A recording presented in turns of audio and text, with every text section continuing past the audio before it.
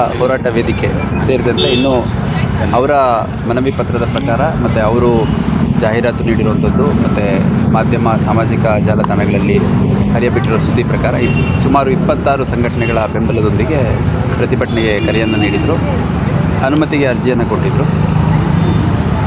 ಸ್ಥಳೀಯ ಪರಿಸ್ಥಿತಿ ಮತ್ತು ಕಾನೂನು ಸುವ್ಯವಸ್ಥೆ ದೃಷ್ಟಿಯಿಂದ ಮತ್ತು ಸಾರ್ವಜನಿಕ ಹಿತದೃಷ್ಟಿಯಿಂದ ಸಮಗ್ರ ಅವಲೋಕನ ಮಾಡಿ ಅನುಮತಿಯನ್ನು ನಿರಾಕರಣೆ ಮಾಡಲಾಗಿತ್ತು. ಅದರ ಹಿನ್ನೆಲೆಯಲ್ಲಿ ಇವತ್ತು ಸುಮಾರು 15ರಷ್ಟು ಜನ ಬೇರೆ ಬೇರೆ ಸ್ಥಳಗಳಲ್ಲಿ ಜಮಾವಣೆಗೊಂಡು ಶ್ರೀನಗರ ಸರ್ಕಲ್ ಹತ್ರ ಧರಣಿಗೆ ಬರುವಂಥ ಸಂದರ್ಭದಲ್ಲಿ ಆರ್ಗನೈಸರ್ಸು ಯಾರಿದ್ದಾರೆ, ಈ ಒಂದು ಹೋರಾಟಕ್ಕೆ ಕರೆ ನೀಡಿದ ಸುಮಾರು 15 ಜನ ಸಂಘಟಕರು ಅವ್ರನ್ನ ಮುಂಜಾಗ್ರತಾ ಕ್ರಮವಾಗಿ ಪ್ರಿವೆಂಟಿವ್ ಅರೆಸ್ಟ್ ಮಾಡಿದ್ದೇವೆ. ಅಗತ್ಯ ಕಾನೂನು ಕ್ರಮ ಕೈಗೊಂಡು ಅವ್ರನ್ನ ನಂತರ ಬಿಡುಗಡೆ ಮಾಡುವಂಥದ್ದು ಮಾಡಲಾಗುತ್ತೆ. ಮತ್ತು ಬೆಳಗ್ಗೆ ಸುಮಾರು 7 ಗಂಟೆಯಿಂದಲೇ ನಮ್ಮ ಅಧಿಕಾರಿ ಸಿಬ್ಬಂದಿಗಳನ್ನು ನಿಯೋಜನೆ ಮಾಡಿದ್ವಿ. ಭಾಳಷ್ಟು ಸ್ಥಳಗಳಲ್ಲಿ ವಿದ್ಯಾರ್ಥಿಗಳು ಜಮಾವಣೆಗೊಳ್ಳುವಂಥ ಪ್ರಯತ್ನ ಮಾಡಿದರು. ಆಗ ಅನುಮತಿ ನಿರಾಕರಣೆ ಆಗಿದೆ ಅನ್ನುವಂಥದ್ದನ್ನು ಮನವರಿಕೆ ಮಾಡಿಕೊಟ್ಟ ಮೇಲೆ ಅವರು ವಾಪಸ್ಸಾಗಿದ್ದಾರೆ. ಮತ್ತು ಅಲ್ಲಿನ ಸ್ಥಳೀಯ ಕಾನೂನು ಸುವ್ಯವಸ್ಥೆ ಸಮಸ್ಯೆ ಆಗಬಾರ್ದು, ಯಾವುದೇ ಅಹಿತಕರ ಘಟನೆ ನಡೀಬಾರ್ದು ಅಂತಂದು ಕೆಲವು ಕಡೆ ಟ್ರಾಫಿಕ್ ಡೈವರ್ಷನ್ಸು ಅಗತ್ಯಾನುಸಾರ ಮಾಡಿದ್ವಿ. ಆದರೆ ಯಾವುದೇ ಒಂದು ಮಹಿಳೆಯರಿಗೆ, ಮಕ್ಕಳಿಗೆ, ಹಿರಿಯ ನಾಗರಿಕರಿಗೆ, ಎಮರ್ಜೆನ್ಸಿ ಸರ್ವಿಸಸಲ್ಲಿರುವಂಥವ್ರಿಗೆ, ಶಾಲಾ ಕಾಲೇಜುಗಳಿಂದ ಬರುವಂಥವ್ರಿಗೆ, ಹೋಗುವಂಥವ್ರಿಗೆ ತೊಂದರೆ ಆಗದ ರೀತಿಯಲ್ಲಿ ಟ್ರಾಫಿಕ್ ರೆಗ್ಯುಲೇಷನ್ ಕೂಡ ಮಾಡಲಾಗಿತ್ತು. ಬಂದೋಬಸ್ತು ಇನ್ನೂ ಸ್ವಲ್ಪ ಹೊತ್ತಿನವರೆಗೂ ಮುಂದುವರಿಯುತ್ತೆ. ಮತ್ತು ಈ ಒಂದು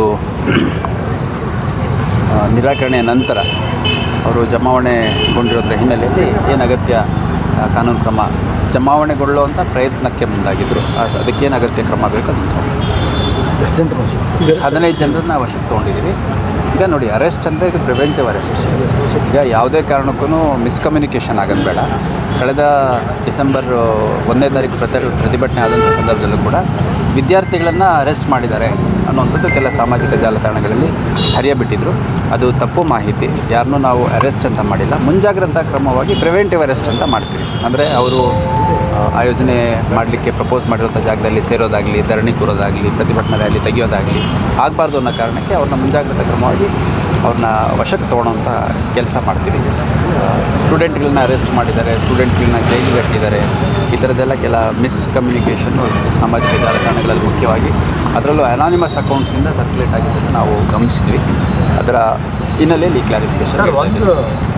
ನಾರ್ಮಲಿ ಸ್ಟೂಡೆಂಟ್ ಲೈಫಲ್ಲಿದ್ದಾಗ ಎಲ್ಲ ಪ್ರೊಟೆಸ್ಟ್ಗಳು ನಡೆಯೋದು ಅಥವಾ ಇಂಥ ಯಾರು ಆಯೋಜಕರಿದ್ದಾರೆ ಅವರು ಯಾವ ರೀತಿ ಪ್ರಪೋಸ್ ಮಾಡ್ತಾರೆ ಅನ್ನುವಂಥದ್ದು ಬಂದು ಪೊಲೀಸ್ ಇಲಾಖೆ ಜೊತೆ ಚರ್ಚೆ ಮಾಡಬೇಕಾಗತ್ತೆ. ಇವರು ಅನುಮತಿ ನಿರಾಕರಣೆ ಮಾಡಿದ ಮೇಲೂ, ಈಗ ಮೊನ್ನೆ ಡಿಸೆಂಬರ್ 1ನೇ ತಾರೀಕು ನೋಡಿದ್ವಿ, ಅನುಮತಿ ನಿರಾಕರಣೆ ಮಾಡಿದ ಮೇಲೂ ಕೂಡ ಸುಮಾರು ಒಂದು 300-350 ಜನ ಶ್ರೀನಗರ ಜಂಕ್ಷನಲ್ಲಿ ಸೇರಿದರು. ಅದಾದಮೇಲೆ ಪ್ರತಿ ಜಂಕ್ಷನಲ್ಲೂ 200, 300, 400 ಜನ ವಿದ್ಯಾರ್ಥಿಗಳು ಗ್ಯಾದರ್ ಆಗಿದ್ದು ತಾವು ಗಮನಿಸಿದ್ದೀರಿ. ಹಾಗಾಗಿ ಈಗ ಪ್ರತಿಭಟನೆ ಮಾಡುವಂಥದ್ದು, ಅವರ ಹಕ್ಕೊತ್ತಾಯಗಳನ್ನು ಮಾಡುವಂಥದ್ದು ಅವ್ರದ್ದು ನಮ್ಮ ಸಂವಿಧಾನದಲ್ಲಿ ನೀಡಿರುವಂಥ ಹಕ್ಕು. ಅದನ್ನು ನಾವು ಹತ್ತಿಕ್ಕುವಂಥ ಕೆಲಸ ಅಂತೂ ಯಾವುದೇ ಕಾರಣಕ್ಕೂ ಮಾಡಲ್ಲ. ಆದರೆ ಇಲ್ಲಿನ ಕಾನೂನು ಸುವ್ಯವಸ್ಥೆ ನಿರ್ವಹಣೆ ಮಾಡುವಂಥದ್ದು ನಮ್ಮ ಜವಾಬ್ದಾರಿ ಕೂಡ ಆಗುತ್ತೆ. ಮತ್ತು ತಮಗೆ ಗೊತ್ತಿರೋಂಗೆ ಇಲ್ಲಿ ಭಾಳ ಹಳೇ ಏರಿಯಾ ಇದು. ಈ ಹಳೆ ಏರಿಯಾದಲ್ಲಿ ಭಾಳಷ್ಟು ಸೀನಿಯರ್ ಸಿಟಿಸನ್ಸ್ ಇದ್ದಾರೆ, ಮಕ್ಕಳಿದ್ದಾರೆ, ಸಾಕಷ್ಟು ಸ್ಕೂಲ್ಸ್ ಇದ್ದಾವೆ, ಹಾಸ್ಪಿಟಲ್ಸ್ ಇದ್ದಾವೆ. ಸೊ ಪ್ರತಿಯೊಂದು ಪ್ರದೇಶದಲ್ಲೂ ಅದರದ್ದೇ ಆದಂಥ ಒಂದು ಸೂಕ್ಷ್ಮತೆ ಇರುತ್ತೆ. ಮತ್ತು ಇದು ಯಾವ ಸಂಘಟನೆ ಕರೆ ಕೊಡ್ತಾರೆ ಅನ್ನುವಂಥದ್ದು ಮುಖ್ಯ ಅಲ್ಲ. ಯಾವ ಸಂಘಟನೆನೇ ಕರೆ ಕೊಟ್ಟರು ಇಲ್ಲಿ ವಿದ್ಯಾರ್ಥಿಗಳು ಭಾಳ ದೊಡ್ಡ ಸಂಖ್ಯೆಯಲ್ಲಿ ಸೇರುವಂಥದ್ದು. ಇವಾಗ ಏನು ತಮ್ಮೇಲಿರುವಂಥ ಆರೋಪ ಸರ್, ತಾವು ವಿದ್ಯಾರ್ಥಿಗಳ ಹೋರಾಟವನ್ನು ಹತ್ತಿಕ್ತಾ ಇದ್ದೀವಿ, ಆಮೇಲೆ ಸಂವಿಧಾನಬದ್ಧವಾಗಿ ಹೋರಾಟಕ್ಕೆ ಅವಕಾಶ ಮಾಡಿಕೊಡ್ತಾ ಇಲ್ಲ ಅನ್ನುವಂಥದ್ದು ಸರ್. ಅಲ್ಲ, ನಾನು ಹೇಳ್ತೀನಿ ಕೇಳಿ. ಈಗ ಸೆಪ್ಟೆಂಬರ್ 25ನೇ ತಾರೀಕು ಅಕ್ಸಾ ಸೇರಿದಂತೆ ಬೇರೆ ಬೇರೆ ಸಂಘಟನೆಗಳು ಅವತ್ತು ಪ್ರತಿಭಟನೆ ಮಾಡಿದರು. ಈಗ ತಾವು ಕೂಡ ಮಾಧ್ಯಮದವ್ರಿಗೂ ಅವತ್ತು ಸರ್ಪ್ರೈಸ್ ಆಯಿತು. ನಾವು ಸಫಿಷಿಯೆಂಟು ಅಡ್ವಾನ್ಸ್ ಇನ್ಫಾರ್ಮೇಷನ್ ಕಲೆಕ್ಟ್ ಮಾಡಿಕೊಂಡು ಸಾಕಷ್ಟು ಫೋರ್ಸನ್ನು ತೊಗೊಂಡಿದ್ವಿ. ಅವತ್ತು ಜುಬ್ಲಿ ಸರ್ಕಲ್ ಸುಮಾರು 4-5 ಗಂಟೆಗಳ ಕಾಲ ಬಂದಾಯಿತು. ನಮಗೆ ಗೊತ್ತಿತ್ತು. ಅದರಿಂದ ಅನಾನುಕೂಲ ಲಕ್ಷಾಂತರ ಜನಕ್ಕಾಗುತ್ತೆ. ಏಕೆಂದರೆ ಧಾರವಾಡದ ಲೈಫ್ ಲೈನ್ ಅದು ಜುಬ್ಲಿ ಸರ್ಕಲ್. ಅವತ್ತು ಅವರಿಗೆ ನಿಗದಿ ಮಾಡಿದಂತಹ ಮಾರ್ಗನ ಬದಲಾವಣೆ ಮಾಡಿಕೊಂಡು, ಆಮೇಲೆ ತುಂಬ ದೊಡ್ಡ ಸಂಖ್ಯೆಯಲ್ಲಿ ವಿದ್ಯಾರ್ಥಿಗಳು ಬಂದಿದ್ದರಿಂದ ಅಲ್ಲಿ ಭಾಳ ಅವ್ಯವಸ್ಥೆ ಆಯಿತು ಅನ್ನೋಂಥದ್ದು ತಾವೆಲ್ಲ ಗಮನಿಸಿದ್ದೀರಿ. ಅದ್ರ ಜೊತೆಗೆ ಈಗ ಬೇರೆ ಯಾವುದೋ ಒಂದು ಸಂಘಟನೆ ಕರೆ ಕೊಡೋದಕ್ಕೂ ಇಲ್ಲಿ ವಿದ್ಯಾರ್ಥಿಗಳ ವಿಷಯವಾಗಿ ಸಂಘಟನೆಗಳು ಕರೆ ಕೊಡೋದಕ್ಕೂ ಭಾಳ ದೊಡ್ಡ ವ್ಯತ್ಯಾಸ ಇದೆ. ಇಲ್ಲಿ ಯಾವುದೇ ಸಂಘಟನೆ ಕರೆ ಕೊಟ್ಟರು ವಿದ್ಯಾರ್ಥಿಗಳು ಭಾಳ ದೊಡ್ಡ ಸಂಖ್ಯೆಯಲ್ಲಿ ಅನುಮತಿ ನೀಡಿದಂಥ ಸಂದರ್ಭದಲ್ಲಿ ಬರ್ತಾರೆ. ನಾನು ಹೇಳ್ತೀನಿ ಜೆನ್ಯೂನ್ ವಿದ್ಯಾರ್ಥಿ ಸಂಘಟನೆಗಳು ಅವಕಾಶ ಕೊಡ್ತೀರಾ ಸರ್? ಮನವಿ ಸಲ್ಲಿಸಲಿಕ್ಕೆ ಅವಕಾಶ ಕೊಡ್ತೀರಾ? ನಾನು ಹೇಳ್ತೀನಿ ಕೇಳಿ. ಈಗ ಪ್ರತಿಯೊಬ್ಬರು ಕೂಡ ಅವರಿಗೆ ಏನು ಪ್ರತಿಭಟನೆ ಮಾಡಬೇಕು ಅನ್ನೋದಂತೂ ಕೊಡಲಿ.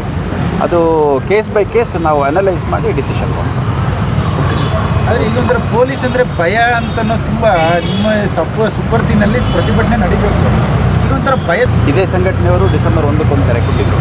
ಈಗ ಎಷ್ಟು ದಿವಸ ಆಯಿತು ಗ್ಯಾಪ್? 7-8 ದಿನದ ಗ್ಯಾಪಲ್ಲಿ ಮತ್ತೆ ಒಂದು ಕೊಟ್ಟಿದ್ದಾರೆ. ಮತ್ತು ಈಗ 8ನೇ ತಾರೀಕು ಅಕ್ಸಾ ಫೌಂಡೇಶನ್ ಅವ್ರು ಒಂದು ಕೊಟ್ಟಿದ್ದಾರೆ, ಅಕ್ಸಾ ಆರ್ಗನೈಸೇಷನ್ ಅವ್ರು ಕೊಟ್ಟಿದ್ದರು. ಮತ್ತು 11ಕ್ಕೆ ನಾವು ಬೆಳಗಾವಿ ಹೋಗಲಿಕ್ಕೆ ಇಲ್ಲಿ ಧಾರವಾಡದಲ್ಲಿ ಜಮಾವಣೆಗೊಳ್ತೀವಿ ಅಂತ ಹೇಳ್ತಾರೆ. ಈಗ ತಾವುಗಳು ಕೂಡ ಮಾಧ್ಯಮದವರು ಮತ್ತು ಎಲ್ಲ ಆಕಾಂಕ್ಷಿಗಳು ಸಾರ್ವಜನಿಕರು ಒಂದು ವಿಷಯವನ್ನು ಗಮನಿಸಬೇಕು. ಏನಂದರೆ ಈಗ ಇಲ್ಲಿನ ಪರಿಸ್ಥಿತಿ ಏನೂ ಆ ಥರ ಇಲ್ಲ, ಯಾವುದೇ ವಿಕೋಪಕ್ಕೆ ಹೋಗೋ ಸಾಧ್ಯತೆ ಇಲ್ಲ, ಯಾವುದೂ ಕಾನೂನು ಸುವ್ಯವಸ್ಥೆ ಸಮಸ್ಯೆ ಎದುರಾಗುವಂಥ ಸಾಧ್ಯತೆ ಇಲ್ಲ ಅಂದರೆ ನಾವು 500-600 ಜನ ಸಿಬ್ಬಂದಿಗಳನ್ನ ನಿಯೋಜನೆ ಮಾಡ್ತಾ ಇರಲಿಲ್ಲ. ಇವತ್ತು ಕೂಡ ನಮ್ಮ ಸಿಬ್ಬಂದಿಗಳನ್ನು ನಾವು ಎಲ್ಲೆಲ್ಲಿ ಜನ ಸೇರ್ಬೋದು ಅಲ್ಲೆಲ್ಲ ಹಾಕಿದ್ದಾಗ್ಯೂ ಕೂಡ ಒಂದು ಪಾಯಿಂಟಲ್ಲಿ ಒಂದು 200-300 ಜನ ಸಡನ್ನಾಗಿ ಗ್ಯಾದರ್ ಆದಾಗ ನಾವು ಅವರಿಗೆ ಅನುಮತಿ ನಿರಾಕರಣೆ ಆಗಿದೆ ಅಂತ ಮನವರಿಕೆ ಮಾಡಿಕೊಟ್ಟು ವಾಪಸ್ ಹೋಗಿ ಅನ್ಬೇಕಾದ್ರೂ ತುಂಬ ಕೂಗ್ಕೊಂಡು ಕಿರ್ಚಾಡಿಕೊಂಡು ಅಲ್ಲಿ ಘೋಷಣೆಗಳನ್ನು ಕೂಗ್ಕೊಂಡು ಈ ಥರದ್ದೆಲ್ಲ ಆಗುತ್ತೆ. ಹಂಗಾಗಿ ಪರಿಸ್ಥಿತಿ ಅವಲೋಕನ ಮಾಡಿಕೊಂಡು ಯಾವುದೇ ಸಂಘಟನೆ ಅಥವಾ ಯಾವುದೇ ಒಂದು ವೇದಿಕೆ ಮುಖಾಂತರ ಕರೆ ಕೊಟ್ಟಾದಂಥ ಸಂದರ್ಭದಲ್ಲೂ ಕೂಡ ಕೇಸ್ ಬೈ ಕೇಸ್ ವಸ್ತುಸ್ಥಿತಿ ಅವಲೋಕನ ಮಾಡಿ ನಿರ್ಣಯವನ್ನು ಸರ್ ಕೈಗೊಳ್ಳಬೇಕು. ಅವ್ರಿಗೆ ಓಪನ್ ಆಗಿ ಕೊಡ್ತೀರಾ ಸರ್? ಯಾವುದು? ಯಾರಾದರೂ ನೀವು ನಿಜವಾಗ್ಲೂ ವಿದ್ಯಾರ್ಥಿಗಳ ಬಗ್ಗೆ ಕಾಳಜಿ ಇರುವಂಥ ಸಂಘಟನೆಯವರು ಇಂತಿಷ್ಟು ಜನ ಬಂದರೆ ನಾವು ಡೆಫಿನೆಟ್ಲಿ ಪ್ರೊಟೆಸ್ಟ್ ಮಾಡಲಿಕ್ಕೆ ಅವಕಾಶ ಕೊಟ್ಟು ನೀವು ಮನವಿ ಸಲ್ಲಿಸಬಹುದು ಅನ್ನೋದಕ್ಕೆ ಅವ್ರು ಗ್ಯಾರಂಟಿ ಕೊಡ್ತೀರಾ ಸರ್? ಈಗ ಅಂದರೆ ಸರ್ ಅವ್ರು ಕರೆ ಕೊಡೋದು ನೀವು ಬಂದ್ ಮಾಡಿಸೋದು, ಅವ್ರು ಕರೆ ಕೊಡೋದು ನೀವು ಬಂದ್ ಮಾಡಿಸೋದು ಹಂಗಾಗೋದಲ್ಲ ಸರ್. ಎಲ್ಲೋ ಒಂದು ಕಡೆ ನಿಲ್ಬೇಕಲ್ಲ ಸರ್, ಅದು ಅವ್ರಿಗೂ ಒಂದು ಸಫಿಷಿಯನ್ಸಿ ಬರಬೇಕು ಸರ್. ಈಗ ನೋಡಿ, ಡಿಸೆಂಬರ್ 1ಕ್ಕೆ ಕರೆ ಕೊಟ್ಟಿದ್ರು, ನಾವು ನಿರಾಕರಣೆ ಮಾಡಿದ್ವಿ. ಈಗ ನಿರಾಕರಣೆ ಮಾಡಿದಂಥ ಸಂದರ್ಭದಲ್ಲಿ ಅವ್ರು ಮತ್ತಲ್ಲಿ ಗ್ಯಾದರ್ ಆಗಿ 200-300 ಜನ ನಮ್ಮದು ಹೋಲ್ ಶ್ರೀನಗರ ಜಂಕ್ಷನ್ ಸೇರಿದಂತೆ ಆ ಏರಿಯಾನೇ ಬ್ಲಾಕ್ ಆಯಿತು. ಅದು ತಾವು ಕೂಡ ಗಮನಿಸಿದ್ದೀರಿ. ಹಂಗಾಗಿ ಯಾವುದೇ ಸಂಘಟನೆ ಆಗಲಿ ಅವ್ರು ಅರ್ಜಿ ಕೊಟ್ಟಂಥ ಸಂದರ್ಭದಲ್ಲಿ ಸಮಾಲೋಚನೆ ಮಾಡಬೇಕಾಗತ್ತೆ.